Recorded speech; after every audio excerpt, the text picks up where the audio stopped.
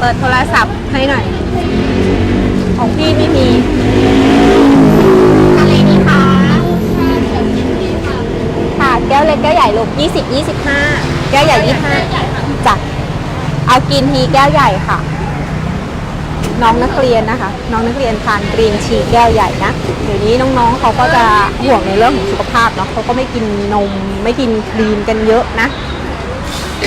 ลืมสวัสดีนะคะปกติเราก็กินแต่น้ำค่ะอันนี้เอาเสียงลงยังเอาลงนะ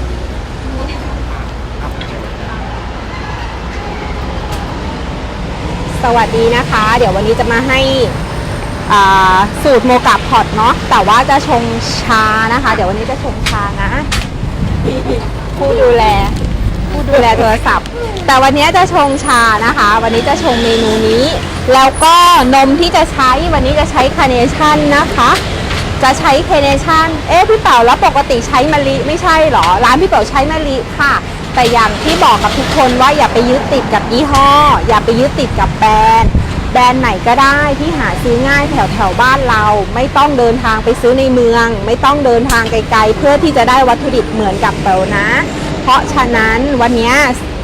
สูตรมีบ้างไม่มีบ้างอีกใช่แล้วบางทีมีบ้างไม่มีบ้างอีกเนาะทีเนี้ยวันนี้จะมาให้ทั้ง2สูตรแก้ว16ออนนะคะทั้ง2สูตรแก้ว16ออนคือชาเย็นแก้วเล็กนะคะชาเย็นแก้วเล็กและแก้วใหญ่ก็คือเดี๋ยวจะทำให้เลยวันนี้นะคะแล้วก็นมที่จะใช้วันนี้คือจะเทสคาร์เนชั่นนะคะกับมะลิทั้ง2แบรนด์เขาจะมีข้อดีที่แตกต่างกันออกไปเพราะฉะนั้นเราประยุกต์ใช้ให้ได้กับพื้นที่ของเราก็โอเคแล้วเนาะแล้วก็ปริมาณน้ำหนักต่อกระป๋องเท่ากันนะคะอยู่ที่380กรัม380กรัมนะคะพร75ค่ะอุ้ยหลุดไหนลงมันเป็นเรื่องปกติของพี่เป๋านะคะขอบคุณค่ะมันเป็นเรื่องปกติของพี่เป๋าไม่ต้องตกใจนะคะไม่ต้องตกใจนะมันเป็นเรื่องปกติมากๆนะคะเช้ามาแก้วแตกไปหลายใบอะไรอย่างเงี้ยนี่คือตัวจริงนะคะตัวจริงโอเคเดี๋ยวเราขอลองวันนี้จริงๆแล้วว่าสามารถใช้โมกะพอตอะค่ะมีสายเข้าใช่ไหมโอเควันนี้เราจะใช้โมกะพอตขนาด3คัพนะคะ3คัพนะแต่สามารถชงแก้ว22ออนได้เลยแบบเป็นเมนูชานะคะเป็นเมนูชานะคะโอเคเหมือนเดิมค่ะเพื่อไม่เป็นการเสียเวลานะคะเพื่อไม่เป็นการเสียเวลาเราไม่ทำไมต้องเก่งที่เราไม่ออกโอเคเราจะใส่น้ำลงไปในนี้นะคะเราจะใส่น้ำลงไปในนี้น้ำเท่าไหร่150 ml นะคะทำแก้ว16ออนก่อนนะ150 ml นะคะ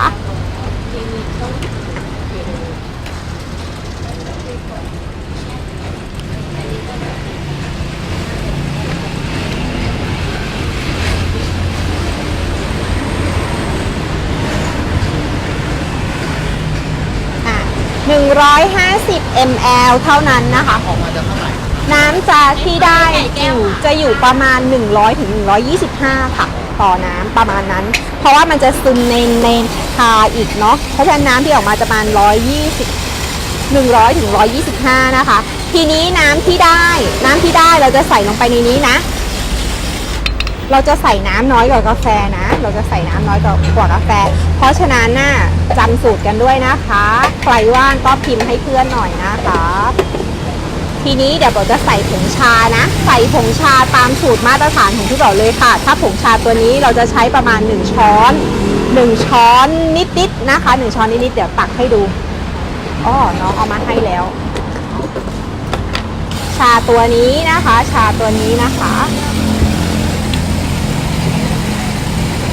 ช้อนแรกเนี่ยทำแบบผมก็ได้นะคะให้มันเสมอกันแบบนี้แต่ต้องเป็นชาตัวนี้นะเดี๋ยวพอชงแล้วพี่แบบทำไมรสชาติไม่อร่อยอันนี้พี่แบบไม่รับประกันนะแต่ถ้าชาร้านดอกกาแฟชุมพรของเราจะอร่อยมากนะคะ แล้วก็ผงชาอีกนิดนึงก็พอค่ะใส่แค่นี้พอนะคะอย่าใส่เยอะไปกว่านี้นะถ้าเราใส่เยอะเกินอะไรขึ้นรสชาติจะฝาดเนาะอะไรที่มันฝาดแล้วเฝื่อนเกินไปก็ไม่อร่อยเนาะโอเคแล้วก็ใส่ลงไปนะคะใส่ลงไปอันนี้ปิดเกลียวให้แน่นนะคะ เดี๋ยวเราดูทางนี้เราดู ปล่อย ดูนี่ก่อน ปล่อยทางนู้นก่อนไม่เป็นไร เพราะว่าตรงนี้เดี๋ยวมันจะเสียจังหวะ โอเคอันนี้เมื่อเราได้พัดลมเป่ามาทางนี้พอดีเลยค่ะเมื่อเราได้อย่างนี้แล้วเดี๋ยวเราตั้งไฟก่อนขอจุดไฟก่อนนะไม่ถนัดเลย แล้วมาบังทำไมเรา เอาพี่โรดติดให้หน่อยพี่โรดหัวล้อแบบอีกแล้วว่า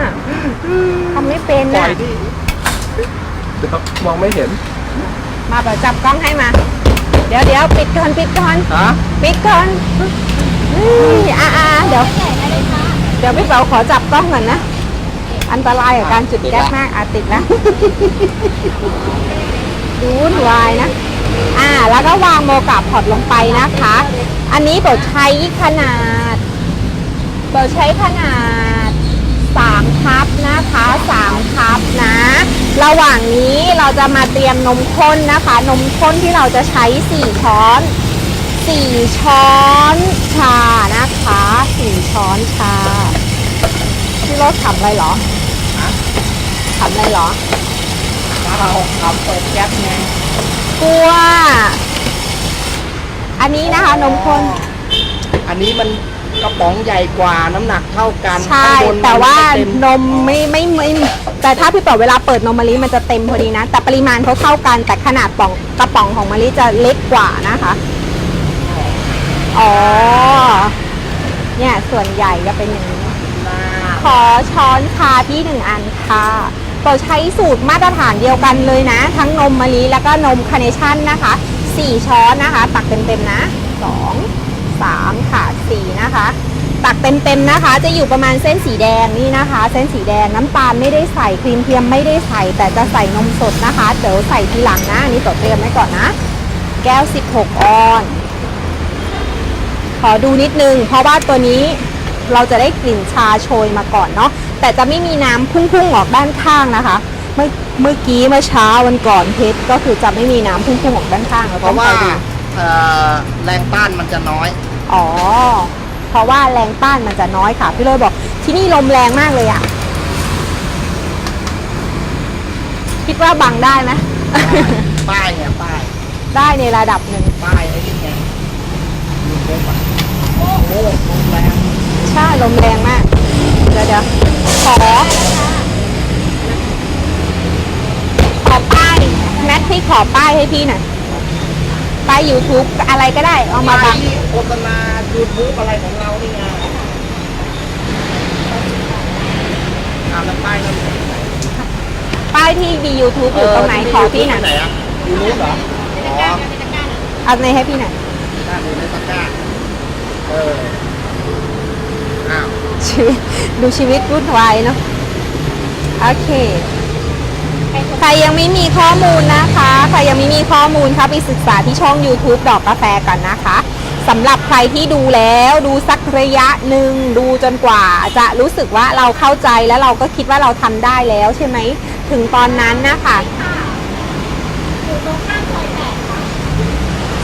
ถึงตอนนั้นนะคะก็คือว่าค่อยสั่งซื้อสินค้าเนาะเพราะเราจะเข้าใจว่าเราจะซื้อตัวไหนบ้างโอเคน้ำเดือดแล้วเต็มแล้วนะคะโอเคพอปิดที่ร้อนอ่ะไม่จำสักทีนะว่ามันร้อนแกร็บค่ะมารับของคนอื่น น้ำเท่าไหร่ โอ้แป๊บนึงค่ะเอามา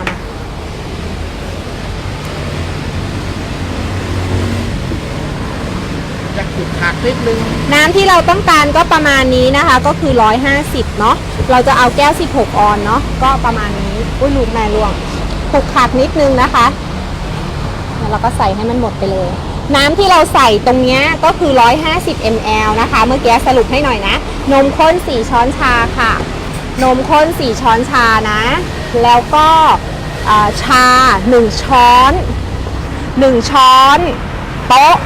1 ช้อนโต๊ะเพิ่มอีกนิดนึงอะค่ะ1 ช้อนโต๊ะนิดๆหรือ1 ช้อนพูนๆก็ได้นะคะ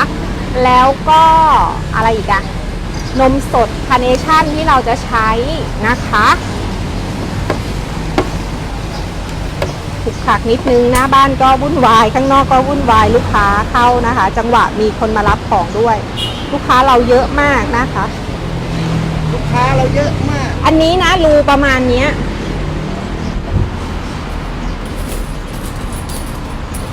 ได้ยินเสียงพี่โรจน์เห็นไหมชอบประชดประชันอย่างนี้ราคาน้ำเสียงนะคะ นี่คือตัวจริงของ เป พี่ ล่า โรจน์ ช่วยย้ำช่วยย้ นี่นะคะเนี่ยถ้าเหรียญบาทมันจะอยู่ประมาณอย่างเงี้ยเห็นรูกันไหมอะแต่รูแบบไม่ได้เปิดแล้วงัดนะคะ ถ้ารูเราเปิดแล้วงัดขึ้นมาอีกอะมันก็จะกว้างมากนะคะ1 2 3 4ประมาณนี้นะคะตอนนี้แบบเอาเครื่องรุ่น power bank มาใช้เนาะเครื่องรุ่น power bank มาใช้แต่จริงๆแล้วถ้าร้านใครมีไฟฟ้าก็ใช้ได้เลยแต่สำหรับรถพ่วงข้างอะค่ะเห็นสีชาไหมสีชาจะละมุนนวลเลยอะค่ะแล้วที่สำคัญอะหอมชามากแล้วใช้ชาน้อยมากใช้ชาน้อยมาก1 ช้อนสีดำนิดเดียวนะคะเพิ่มมาอีกนิดนึงเนาะหรือว่าประมาณ1 ช้อนสีดำพูนนิดๆนะคะ1 ช้อนสีดำพูนนิดๆขอแก้ว16 ออนได้ค่ะ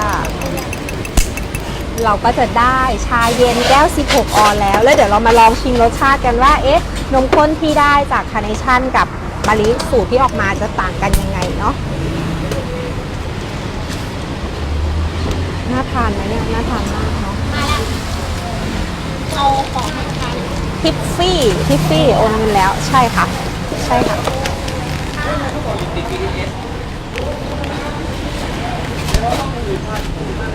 ค่ะอันนี้นะคะแก้ว16 ออนเนาะน่ากินไหมย้ำนะวัตถุดิบตัวนี้นะเดี๋ยวถ้าเกิดว่าทำวัตถุดิบตัวอื่นแล้วไปงมกันอีกนะคะ เดี๋ยวจะแบบตัวเจอคำถามที่ลูกค้าบอกไม่เห็นอร่อยเลยอะค่ะพี่เป๋ามันเป็นอย่างงู้นอย่างนี้อย่างนั้นคุยมาพี่ร้อยหัวล้ออีกแล้วว่าที่หัวล้อนี่ไม่ได้หัวล้อเป๋านะคะ หรือไม่ได้หัวล้ออะไรข้างหลังค่ะ ำทีมงาน เบื้องหลังค่ะเบื้องหลังการถ่ายทำค่ะโอเคเดี๋ยวต่อด้วยล้างแล้วนะคะเดี๋ยวต่อด้วยเหมือนเดิมค่ะชงแก้วเท่านี้เหมือนกันแต่เราจะใช้นมข้นมะลิแล้วนะคะ ใช้นมข้นมะลิแล้วนะคะแล้วก็ปริมาณน้ำที่เราจะใช้ก็คือ150 ml เหมือนเดิมนะคะโอเค แล้วถามหน่อย ข แล้ อ วทำ แก้ว ไม ขอแก้วด้วยค่ะ มันอะไรนะชาเหม็นๆเนี่ยเมื่อวานที่ถาม อ๋อแต่ของเป่าไม่เหม็นนะคะ ไปลงดูถุงกรองก่อนว่าได้ทำความสะอาดดีแล้วหรือยัง ถ้าของใคร ภา อ่ะ ชนะต่างๆได้ทำความสะอาดทุกวันหรือเปล่า ถ้าใครอะค่ะ ชงชาแล้วบอกว่าพี่ป๋อคะชาไม่หอมเลย ชามีกลิ่นเปรี้ยวค่ะ ชามีความเฝื่อนค่ะ ไปดูความสะอาดถุงกรองกันนะคะ ย้ำเลยนะคะของพี่ป๋อจะไม่มีทางมีกลิ่นนั้นนะคะ150นะคะ150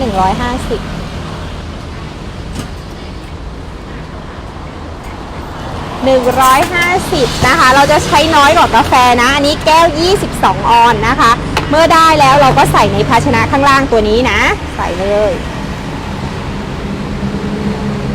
ก็จะอยู่ประมาณตาไก่พอดีถ้าเราไม่ต้องตวงเนาะอยู่ข้างใต้ตาไก่นิดนึงอะค่ะชาที่ใช้นะคะเราใช้ชาตัวนี้นะ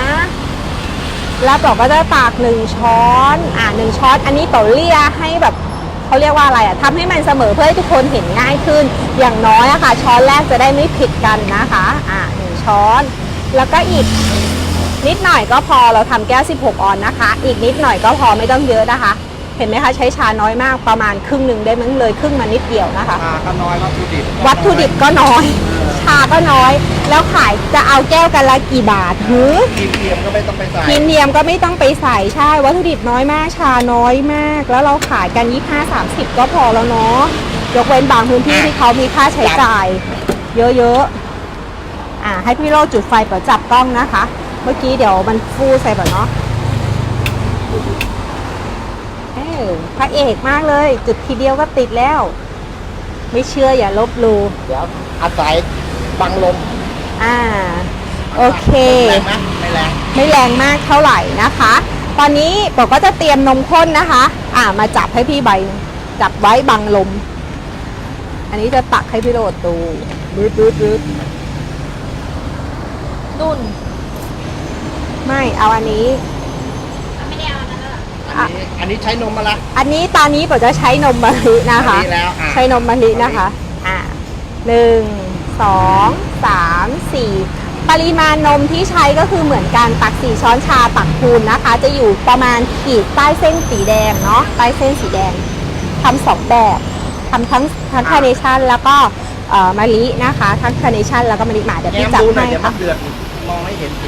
โอเคเดี๋ยวแง้มดูนิดนึงนะคะ กลัวมันเดือดแล้วเราไม่รู้เนาะกลัวมันเดือดแล้วเราไม่รู้ ปริมาณนมใช้เท่ากันนะคะ แต่ว่าเดี๋ยวเราจะชิมรสชาติว่าข้อดีของแต่ละอันอะเป็นยังไงเนาะเพราะว่าบางพื้นที่แล้วก็หลาย ๆ พื้นที่อะค่ะเขาจะสะดวกอย่างใช้คาร์เนชั่นกันมากกว่าเนาะก็จะได้ไม่ต้องตามหาวัตถุดิบให้ยุ่งยากเนาะรอสักครู่ ก็เร็วนะสำหรับชงชาก็ถือว่าเร็วอะค่ะ แล้วอะเผื่อใครอยากสนใจที่แบบอยากหา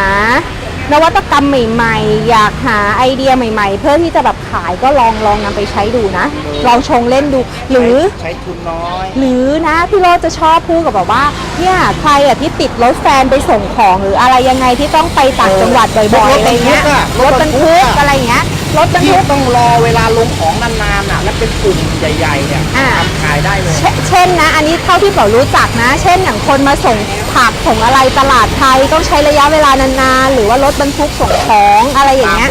ตามบริษัทใหญ่ๆแล้วเราต้องรอเวลานานแล้วอยู่ในกลุ่มใหญ่อะค่ะ เราอะสามารถ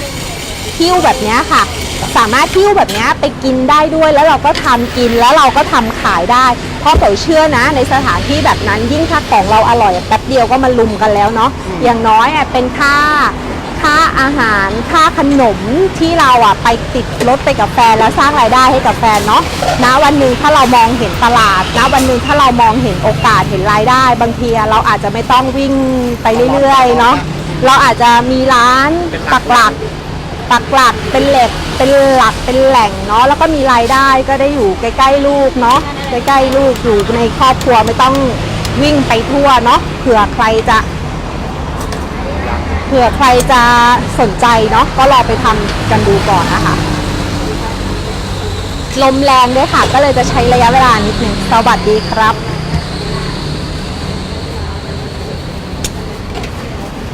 ต้องให้ไฟอ่ะพุ่งอีกนิดนึงให้มันมีแรงส่ง อร่อย ให้มันมีแรงส่งน้ำอะค่ะเพราะว่ามันต้องใช้เครื่องแรงดันใช่ถ้าเราเบาๆมันจะดันยากเพราะโมกาพอตก็ใกล้เคียงกับกาแฟสดมีคนถามต่อมานะว่าหลายท่านอยู่ถามต่อว่าพี่ต่อคะรสชาติกาแฟโมกาพอตกับเครื่องน้ำหยดเป็นยังไงต่างกันยังไงอะไรเงี้ยมาแล้วเร็วนะตัวนี้จะเร็วนะคะปิดแล้วเร็วอยู่เร็วมากหอมไหมหอมมากนะคะหอมมากโอเคเดี๋ยวนะคะ เดี๋ยวจะผ้า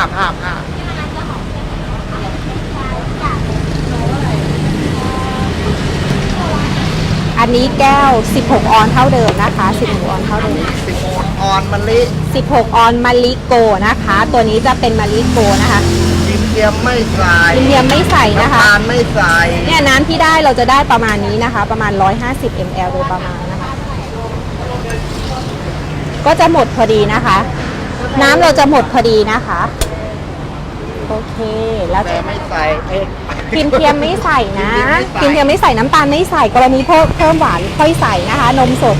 1 2 3 4นะคะแล้วก็คนเลยหน้าร้านก็มีลูกค้าเรื่อยๆเนาะ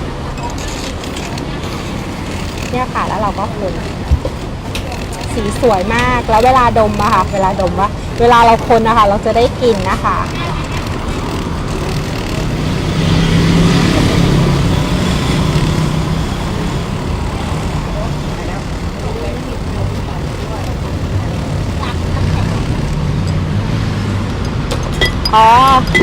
พี่โรจน์ลูกค้าบอกขอดูก้นพี่โรจน์หน่อยก้น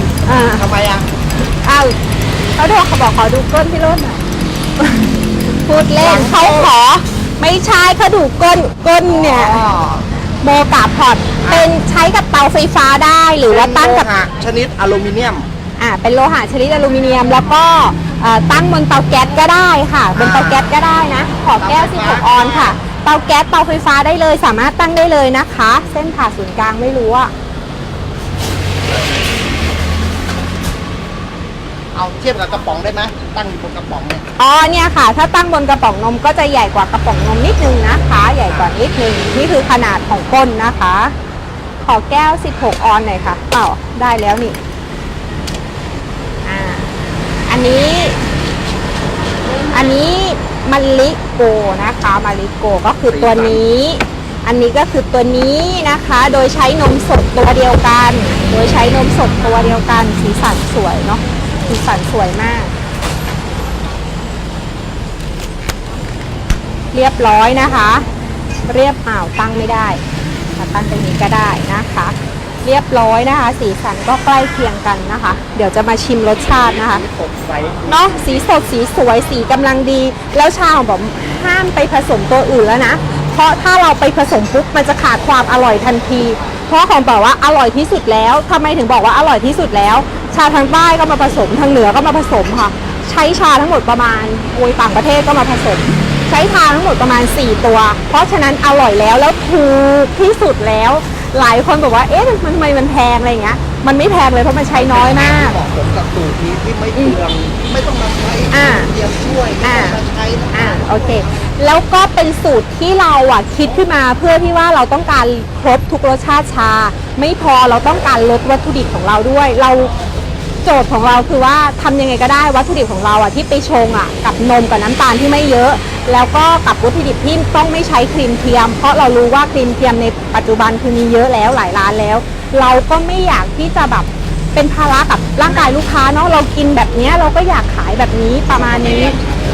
อะไรนะคะแล้วทีเนี้ยมันไม่เอียนด้วยเนาะมันไม่อะไรนะคะแยกชั้นอ๋อเขาใส่ครีมเทียมจากโอเคแล้วมันก็จะไม่มีการแยกชั้นเนาะเพราะว่าเราใช้แค่นมข้นอย่างเดียวขอโทษแมทพี่จะชิมอันเนี้ยคาร์เนชั่นนะคะเดี๋ยวขอชิมทั้งคู่นะคะเข้าใจแล้วเข้าใจแล้วว่าทำไมส่วนใหญ่ต่างจังหวัดถึงชอบใช้คาร์เนชั่นเขาจะมีรสชาติหวานมันออกมาค่ะเขาจะมีความเป็นรสชาติหวานมันแล้วหอมชาออกมานี่คือคาร์เนชั่นนะคะแต่ถ้าเป็นมาริโกจะให้ความเป็นชามากกว่าคือกินเข้าไปปุ๊บจะมีความฝาดของชาแล้วหวานตามหวานไม่มากทีนี้ขึ้นอยู่กับพื้นที่ของเราอยากได้แบบไหนเราอยากขายแบบไหนเราก็เลือกแบบนั้นแต่ถ้าสมมุติว่าพี่เป๋าคะหนูถนัดคาร์เนชั่นนะคะหนูถนัดคาร์เนชั่นแต่ว่าหนูว่าไม่อยากได้หวานมันมากหนูจะทำยังไงแค่ลดนมลงได้เลยค่ะลดนมลงได้เลยนะและอาจจะเพิ่มนมสดนิดนึงสมมุติเราใส่4ช้อนอาจจะ3ช้อนครึ่งกรณีหวานต้องการหวานเท่านี้นะก็สัก3ช้อนครึ่งก็ลองไปคำนวณกันเองนะอันนี้ขอไปคำนวณกันเองให้ชิมกันเองนะคะก็ลดนมลงได้เลยสำเร็จมันไม่ได้ตายตัวหรอกมันอยู่ที่คนทำตั้งใจทำให้มันอร่อยมากน้อยแค่ไหนพี่โรบอกว่าจริงๆแล้วสูตรสำเร็จมันไม่ได้อยู่ที่สูตรการชงอยู่ที่นมอยู่ที่อะไรหรอกอยู่ที่คนชงค่ะใส่ใจตั้งใจมีการเรียนรู้มีการทดลองมีการชิมมากน้อยแค่ไหนถ้าคนที่เขาทำคนที่เขาชงเขามีคุณสมบัติดังกล่าวไม่มีใครขายไม่ดีอะค่ะเมื่อวานที่บอกโพสต์ไปว่า3 วัน35 กิโลเขาขายยังไงเราก็ไม่เข้าใจลูกค้าท่านนี้ว่าขายยังไงออเดอร์ผิดไหมคะทำไมสั่งของทุกวันเลย10 กิโล15 กิโลแล้วก็10 กิโลแล้วต่อเนื่อง4 5 6อะค่ะคือสั่งแบบต่อเนื่องแบบนี้เลยคือของถึงร้านเขาทุกวันอะคือด้วยความที่เขา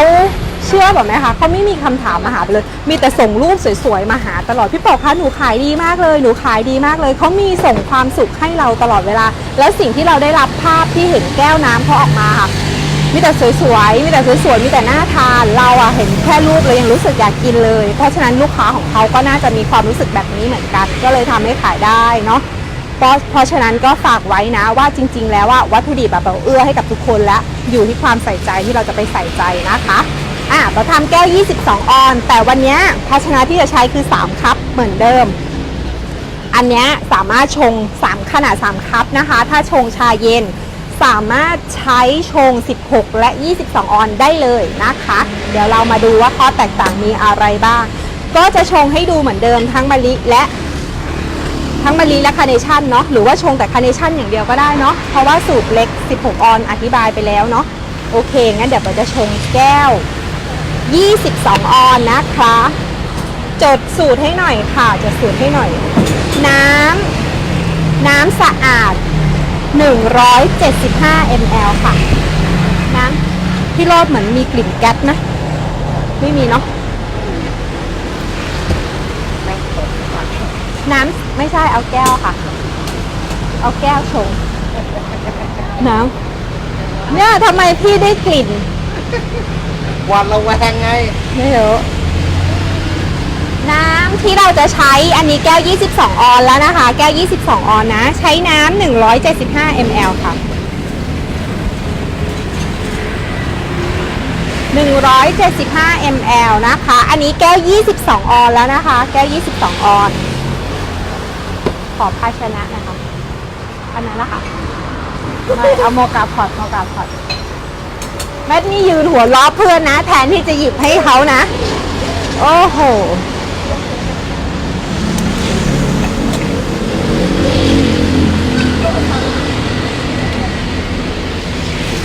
น้ำ175 ml นะคะใส่ลงไปในโมกะพอตเรานะคะใส่ลงไปชั้นล่างนะคะทีนี้ผงชาที่เราจะใช้อะค่ะผงชาที่เราจะใช้เมื่อกี้เราตักไป1ช้อนนิดๆใช่ไหมประมาณ1ช้อนกับอีกประมาณ1/5ประมาณเนี้ยแต่ถ้าเกิดว่าชงอ่ะอันนี้แก้วใหญ่เนาะก็จะใช้ประมาณช้อน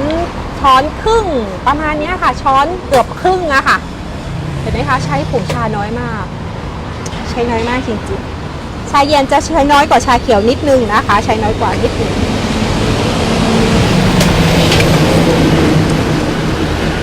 หมุนให้สนิทหมุนให้แน่นนะคะหมุนให้แน่นนะเรียบร้อยจุดเตาเดี๋ยวจะให้พี่โรจน์จุดนะคะเดี๋ยวจะไปถือกล้องนะคะมาค่ะอยากเห็นหน้าพี่โรจน์ไหมคะเดี๋ยวซูมพี่โรจน์ให้นะคะสวัสดีค่ะพี่โรจน์มือไม่ถนัดนะคะไม่ต้องแล้วเลย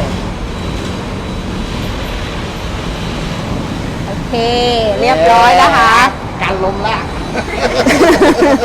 เอ้ยรู้หน้าที่อ่ะใช้ได้โบนัสขึ้นอีก20ตักนมโบนัสขึ้นอีก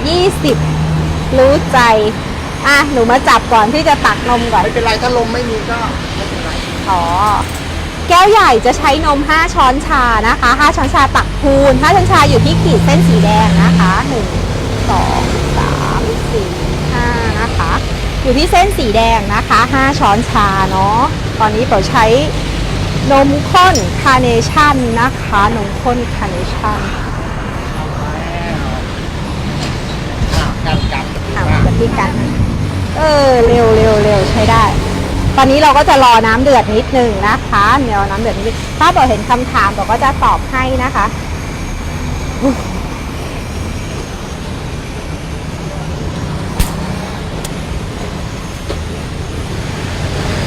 ดูแล้วอย่าลืมไปทำกันด้วยนะใครที่มีอยู่แล้วก็ไม่ต้องซื้อนะคะ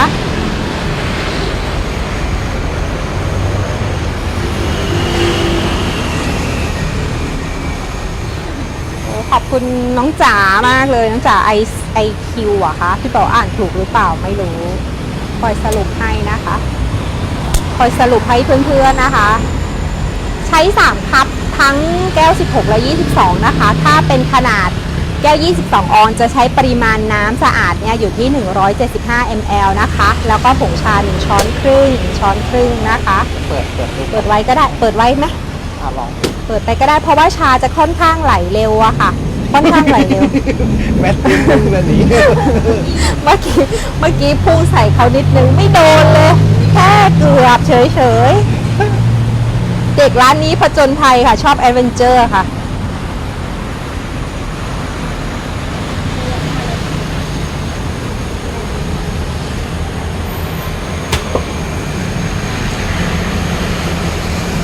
โบนัส20 บาทว้าวเยอะจังใช่ตั้ง20 บาทมาแล้วนะคะ เห็นไหมน้ำใสสวยมากเลย น้ำสีชาสวยมากเลย ชาไม่มีครีมม่านะ ไม่มีครีมม่านะ เพราะว่าแรงดันเนาะตกเห็นไหมนิดนึงนะคะ นิดนึงนะคะ เพราะฉะนั้น ไม่งั้นคนอื่นก็ไม่ได้ดูไง เพราะฉะนั้นเวลาไปใช้อย่าเผลอเปิดแบบพี่เป๋านะคะ อย่าเผลอเปิดฝาทิ้งไว้แบบพี่เป๋านะคะ ไม่งั้นกระเด็นได้นะคะ เราต้องทำให้คนอื่นเห็น ใช่ ว่ามันทำงานยังไง ใช่ถูกต้องเราต้องทำให้ลูกค้าที่น่ารักของเขาร้อยกว่าคนนี้เห็นเนาะโอเค เมื่อได้น้ำแล้วเราก็เทนะคะ ปริมาณน้ำที่เบิร์ตต้องการก็คือ200 ml หลังจากใส่นมแล้วนะคะ โดยประมาณก็คือจะเป็น200 ml ค่อยๆเทนะ เดี๋ยวมันหก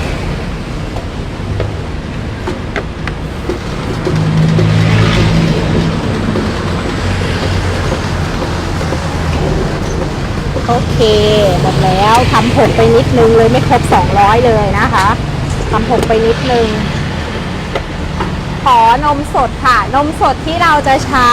เราจริงๆเราจะได้น้ำประมาณ200นะนมสดที่จะใช้1 2 3 4 5ก็200พอดีแหละเนาะถึงนะ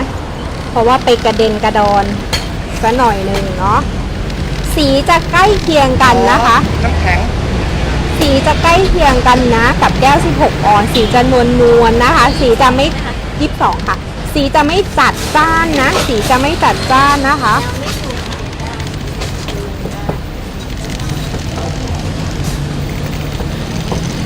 เนี่ยใครบอกว่าคนแล้วกระเด็นเห็นไหมพี่บอกว่าคนกระเด็นถ้าพี่บอกลาไม่ดีอะไรอย่างเงี้ยแต่ฝึกไปเรื่อยๆก็เก่งนะ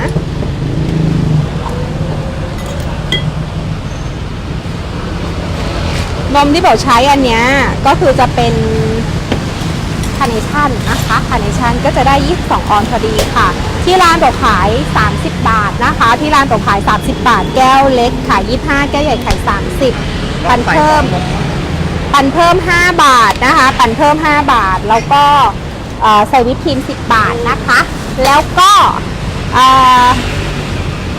อันนี้กรณีว่ามีลูกค้าแบบอยากกินใส่ฟองนมเราก็ใส่ได้นะคะ แต่คิดเพิ่ม5 บาทเนาะคิดเพิ่ม5 บาท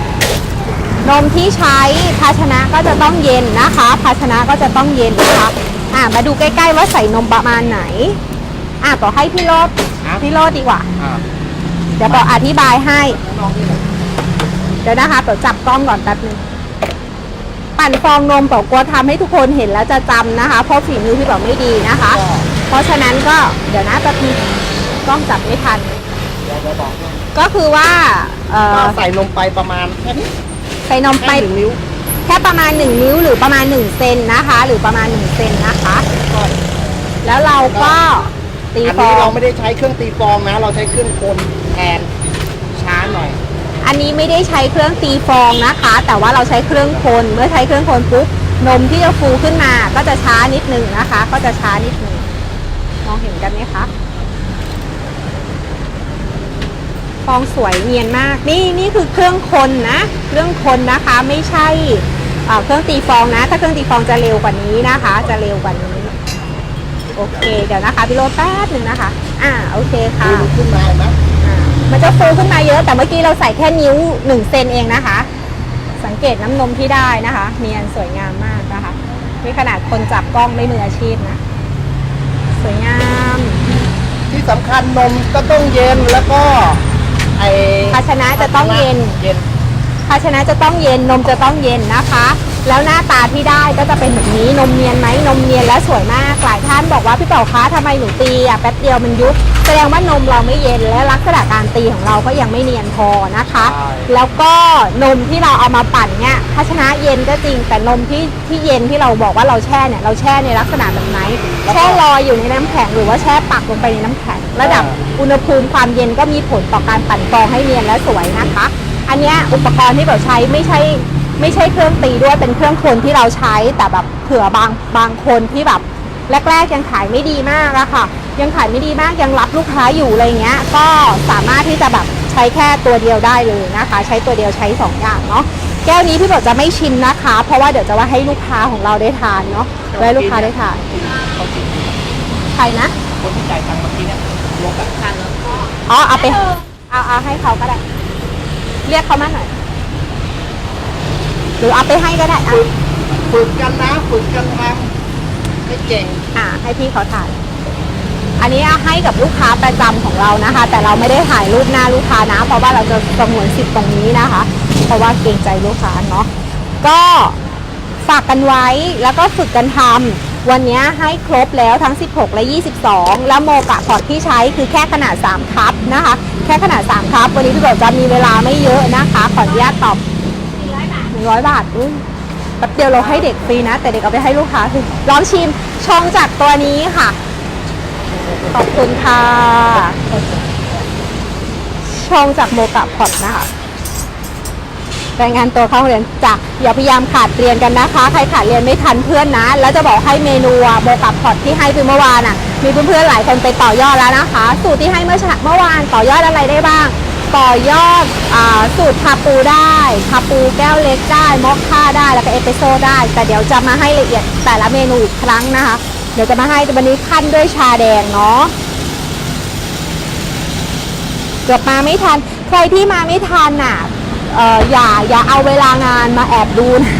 ะเวลางานมาแอบดูนะใจเขาใจเราเหมือนกันเราก็ต้องนึกถึงนายจ้างด้วยเนาะเราก็ต้องถึงนายจ้างของเราด้วยแต่ว่าเก็บไว้ดูย้อนหลังได้นะคะเก็บไว้ดูย้อนหลังเนาะก็เดี๋ยวจะลงทาง YouTube ให้ด้วยนะคะสบายๆดีกว่าจะได้ความรู้ดูแบบสบายๆฟังพี่เป๋าเพลินๆวันนี้พี่เป๋าพี่โรจน์มาม้ออะไรกันอีกแล้วฟังเพลินๆไปก่อนถ้าเราฟังด้วยความสบายใจฟังด้วยความรู้สึกที่ว่าก็เรียนรู้ไปอย่างนั้นแหละแต่พอเราใส่ใจเข้าทีละเล็กทีละน้อยเดี๋ยวจะทำให้เราเก่งขึ้นนะคะจะทำให้เราเก่งขึ้นผงกาแฟใช้ช้อนตวงได้ไหมถ้าใช้ช้อนตวงก็ยังไม่ได้ตวงให้ดูเนาะเมื่อวานเนาะก็เลยชั่งให้ดูก็เดี๋ยวไว้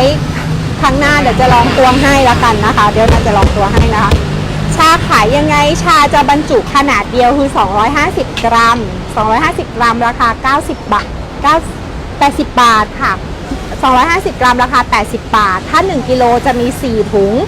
ซื้อ10กิโลก็จะมี40ถุงนะคะเพราะว่าจะบรรจุแค่นี้เพื่อรักษาความหอมและรักษาคุณภาพชานะคะก็เลยจะไม่บรรจุเยอะแล้วก็แนะนำลูกค้าว่าใช้น้อยมากเพราะฉะนั้นอย่าสต็อกของเยอะคำนวณให้ดีนะคะแต่อย่าถามพี่บอกว่ากี่แก้วเพราะว่ามาตรฐานแต่ละคนไม่เหมือนกันเพื่อให้ได้คำตอบที่ดีที่สุดและชัวร์สุดอยากให้ทุกคนไปคำนวณเองนะคะอันนี้ฝากไว้1กิโล290ค่ะแต่ถ้า1ถุง80 บาทนะคะไม่ได้ขายพี่ป๋อมไม่ได้ขายราคายกลังทั้งกาแฟทั้งชาทุกอย่างนะคะถูกสุดก็คือกิโลนี้แหละค่ะต่อให้ซื้อ10โลก็ยัง290 บาทเราไม่สามารถเราไม่ได้ขายแพงอะค่ะแล้วที่สำคัญเราต้องการเข้าถึงกลุ่มลูกค้าเยอะๆเพราะว่าบางท่านนะคะเขาไม่ได้มีความสามารถในการขายทีละเป็นลังในระยะเวลาสั้นๆเนาะเขาต้องใช้เวลาหลายวันแล้วมันจะให้สับเปลี่ยนหมุนเวียนกันได้แต่ของใหม่ๆกันแล้วก็ที่สำคัญผมไม่ต้องการสต็อกของแบบค้างสต็อกยาวๆแล้วไปสต็อกถึงลูกค้าอีกแบบนั้นแล้วสุดท้ายค่ะสินค้าไม่ได้รับการหมุนเวียนรสชาติมันก็จะมีปัญหาความหอมก็จะไม่ได้ก็จะส่งผลให้เรามียอดขายไม่ดีเมื่อลูกค้าพี่เป๋ายอดขายไม่ดีพี่เป๋าก็ขายไม่ได้เหมือนกันเพราะฉะนั้นสิ่งที่เราเลือกทำแบบนี้เพราะเราต้องการนึกถึงผู้บริโภคคนสุดท้ายว่าเขาจะต้องได้รับของดีแล้วก็ต้องได้รับของที่เป็นใหม่ๆจริงๆนี่คือเหตุผลว่าทำไมถึงไม่เลือกขายส่งทำไมถึงไม่รับตัวแทนเพื่อที่จะเอาไปตั้งขายนี่คือเหตุผลของพี่เป๋านะคะคือหนึ่งสิ่งที่เราสร้างความแตกต่างกันคนขายค่ะก็เป็นอีกหนึ่งที่เราไม่พยายามที่จะไม่ทำเหมือนคนอื่นเนาะบางคนอาจจะลูกค้าที่แบบเยอะขนาดนี้เนี่ยถ้าให้เขารับที่แบบไปขายคนละ10 โล10 โล10 โลก็ได้แล้วสบายแล้วถูกต้องไหมคะทำราคาอีกราคาหนึ่งอะไรเงี้ยซึ่งพี่บอกเลือกที่จะไม่ทำแบบนั้นเพราะต้องการให้ทุกคนเข้าถึงหมดเลยเพียงแต่ว่าอย่างลูกค้าพี่บอกนี้ค่ะนะคะเวลาเขาไปขายเขาทำยังไงเขาจะสั่งเลยค่ะไม่ติดสติกเกอร์ตัวนี้จะไม่ติดมันก็จะเป็นหน้าแบบนี้ใช่ไหมคะก็จะเป็นหน้าแบบนี้ซึ่งบางคนเนี่ยค่ะเขาทำสติกเกอร์ติดแก้วอยู่แล้วพอเขาทำสติกเกอร์ติดแก้วอยู่แล้วเขาก็เอาสติกเกอร์แก้วนั่นแหละค่ะมาแปะเป็นโลโก้ของเขาเองแล้วเขาก็บอกว่าก็เป็นของเขาเองอะไรเงี้ยซึ่งมันก็เป็นของเขาเองจริงๆถูกไหมคะแล้วเขาก็จะสั่งพี่เป๋าด้วยแล้วก็ไปวางหน้าร้านด้วยแล้วก็ถ้ามีลูกค้ากินชาของเราติดใจอย่างเงี้ยเขาก็จะขอซื้อเราก็อาจจะไปขายในราคาที่เราบวกนิดหน่อย90 100ขายราคาขายซึ่งเราทำได้ซึ่งมันเป็นผลประโยชน์ที่เรา ได้โดยที่ไม่ได้เอาเปรียบผู้บริโภค อันนี้ก็คือฝากไว้นะคะ